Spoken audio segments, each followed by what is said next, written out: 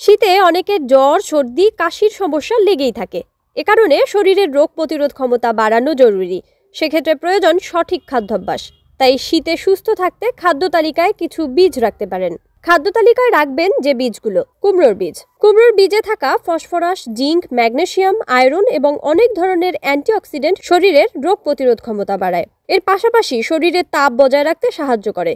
শীতকালে এই বীজ খেলে তা ফোলা ভাব কমাতে এবং শরীরকে ভেতর থেকে গরম রাখতে সাহায্য করবে। Chia seed. চিয়া সিডে omega three fatty acid, protein, fibre থাকায় এটি হাড় মজবুত ও শক্তি বৃদ্ধি করে। শীতে পানি কম খাওয়ার ফলে শরীরে পানির ঘাটতি দেখা যায়, কিন্তু এই সিড সেই ঘাটতি দূর করতেও সাহায্য করে। চিয়া সিড পানিতে ভিজিয়ে পুডিং আকারে বা স্মুদিতে মিশিয়েও খেতে পারেন। ফ্লাক্সসিড। শীতকালে ফ্লাক্সসিড খাওয়া খুবই উপকারী বলে মনে করা হয়। এতে থাকা ওমেগা-3 ফ্যাটি অ্যাসিড, ফাইবার এবং প্রচুর পরিমাণে অ্যান্টিঅক্সিডেন্ট শরীরের অভ্যন্তরে প্রদাহ কমায়, ত্বকে আর্দ্রতা প্রদান করে। এই বীজ হৃদরোগের জন্য উপকারী। সূর্যমুখীর বীজ। এই বীজে প্রচুর পরিমাণে vitamin E, magnesium, copper, selenium ও প্রোটিন রয়েছে। এসব উপাদান শরীরে শক্তি যোগানোর পাশাপাশি রোগ প্রতিরোধ ক্ষমতাকে শক্তিশালী করে। সূর্যমুখী বীজ হালকা ভেজে এবং স্ন্যাক্স হিসেবে খেতে পারেন।